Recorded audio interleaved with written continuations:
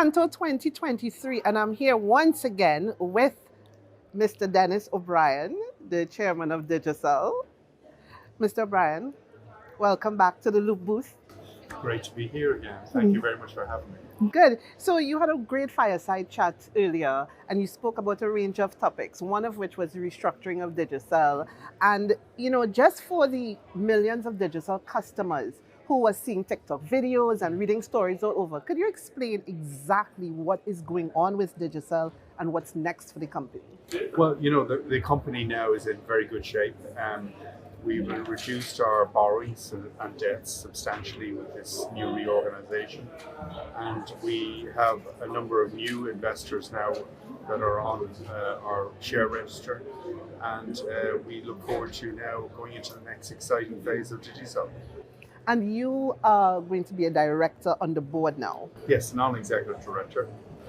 I maintain my involvement in government relations, also the debate around fair share and a number of other things. So, but from an executive point of view, I don't need to work the way I have been. Oh, so that means more free time for you? More free time. How are you going to use that free time? I haven't quite figured it out yet, but when this all happens, when it's all finalized in November, it's the right time going into the new year. Yes. New Year resolutions. Yes. And you spoke about, that the diversity of the board and new people coming in, that Digicel is going to be a much more dangerous company, more competitive. Well, I think, there's there's a new zeal about Digicel. I feel it in the operations, talking to our CEOs and all our team in all the 25 countries. And, we're coming out of COVID. COVID's behind us, which is restructured. And, we're doing some exciting things. We've got a lot of plans. And to gain new revenues, gain new market shares, and new products and services. Right. So we're well positioned. But one of the challenges that Digicel and other telcos face is definitely the issue of big tech. Yeah. And this is something you've been championing for years, talking about big tech. They need to contribute to the infrastructure, the development, broadband development in the Caribbean, and the whole issue of fair share. Now, for those who may not understand, could you explain how this impacts them? Because most people, they just want to pick up their phones and go online, right? Well, it won't impact the consumer at all. Okay. At all. This is the relationship between us as a telecoms business and our other industry players and big tech. At the moment, 67% of our throughput on our network, all the data, 67% of all our data on the network is carrying other people's data like Netflix, YouTube, Amazon, Apple TV, all of these other services. But we never had a charging mechanism. So every year this is going up by 30%. And every year it's costing us hundreds of millions of dollars to expand the network for no revenues. Yes. So these big tech, for example, Netflix or Meta or Facebook, don't employ anybody in the Caribbean. They don't pay any sales tax. They pay no VAT. They pay no corporations tax or regulatory fees. So they generate about $5 billion of revenues in the Caribbean, and they pay nobody to anything. So we're saying, hey, if we're keep on expanding our networks and rolling out, you have to contribute to the cost of that, because that's a huge cost to us. So we're spending $250 million a year, $250 million on expanding our networks, and they should contribute something towards that. Yes. And I think that's now widely accepted in the Caribbean. All the ministers that I'm talking to, all the countries saying, yes, this is wrong. This is an amoral situation where you've Digicel and Flow and TSTT all paying taxes and employing people, competing against people who are based in Silicon Valley, pay no tax, employ nobody. And I know the CANTO chairman spoke about the C6 committee meeting with big tech. What is the feedback you all are getting from big tech so far? Well, all the Caribbean operators have come together. We've said, hey, look, we're saying to all the ministers of telecoms and communications in the Caribbean and the regulators, you've got to do this, because there's going to be market failure here. In other words, the telecoms industry needs to grow, it needs to roll out more networks, but there's no investment case. And there's other factors as well, because if you want to financing anything now, it's 14-15% interest rate, which is not sustainable. So, we pay 30% taxes, they don't. So we're really saying, hey, they need to contribute to network costs. This has nothing to do with the consumer. Right. The consumer won't be impacted. The only benefit of the consumer is that more of them will get broadband. Yes. Because we'll take that money and invest it in more and more broadband. But we'll also recover the costs that we've already put into the networks as well. Yes. But I know that leads into the reparations, but that's my favorite topic, so I'll leave that for last. But let's go into Haiti. Yeah. And I know you've been on the ground with Prime Minister Holness. You've expressed, it's not just about business, it's about the people. And you Yes. seem to have a real fondness for Haitian people and a real, empathy and sympathy for what's happening on the ground. What is the solution for Haiti? How do we deal with Haiti? Well, first of all, there needs to be a restoration of law and order.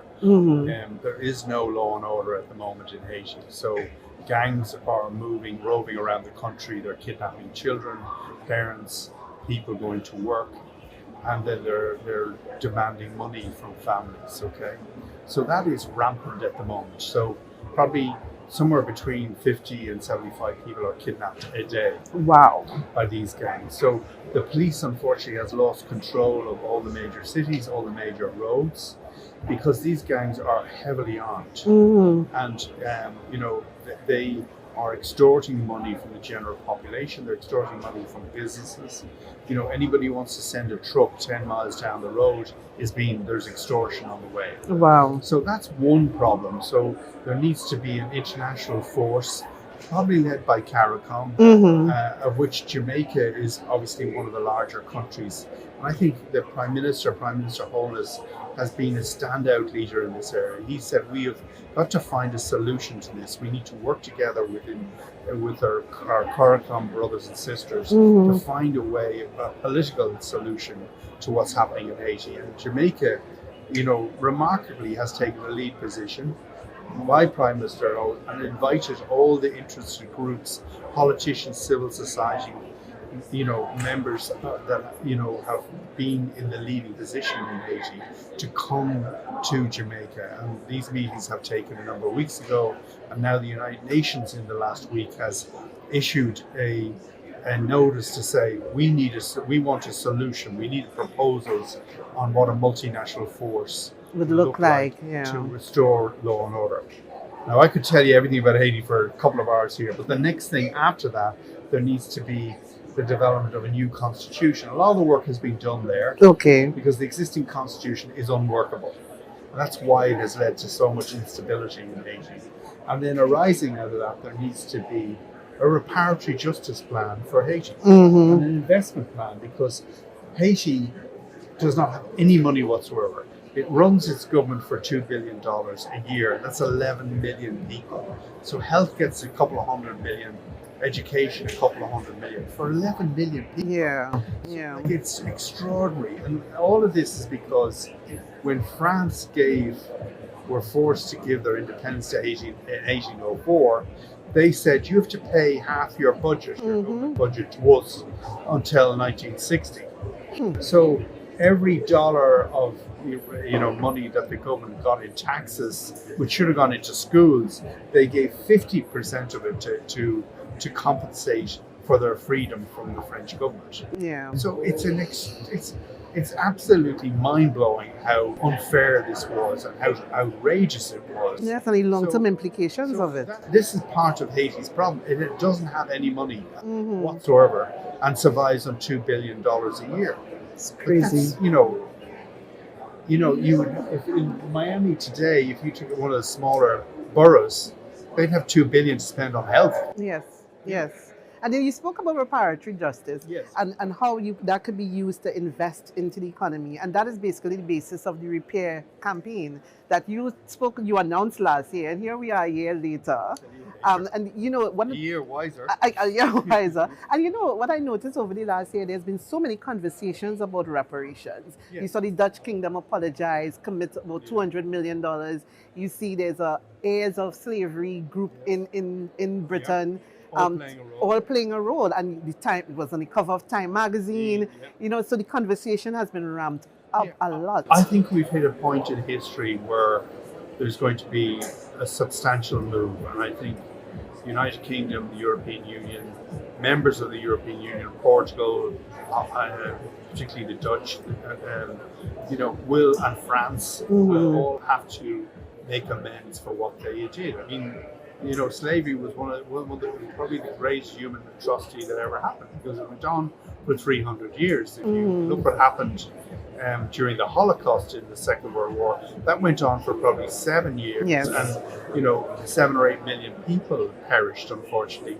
But if you take 30, 40 million people perished because of slavery.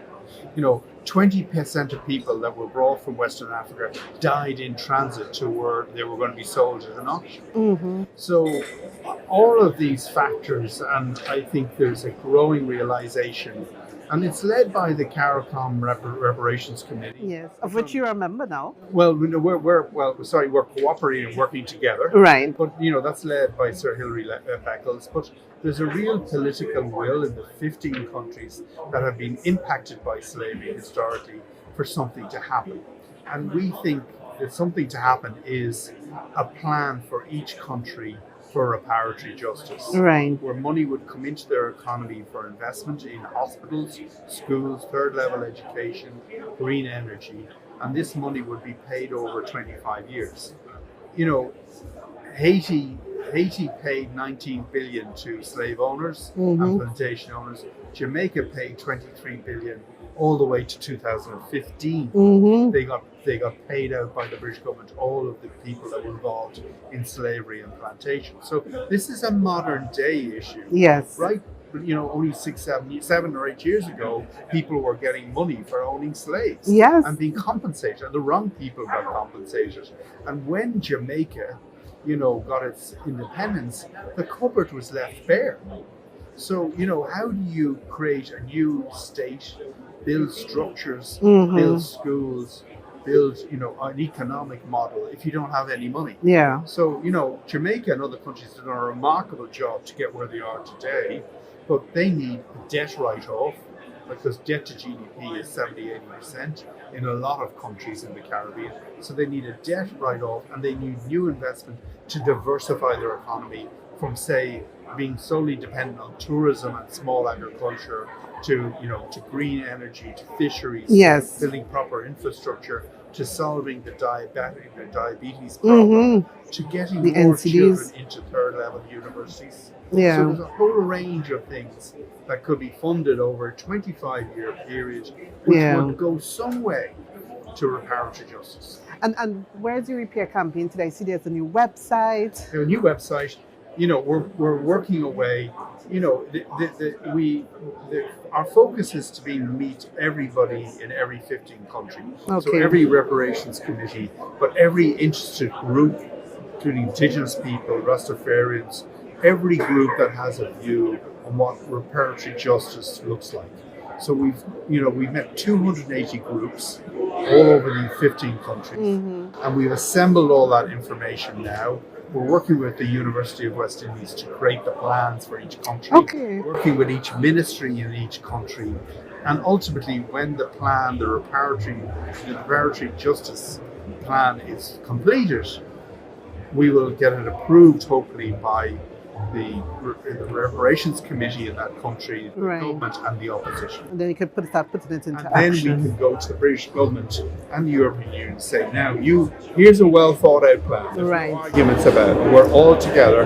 We've listened to everybody's views. Okay, there's a united frontier.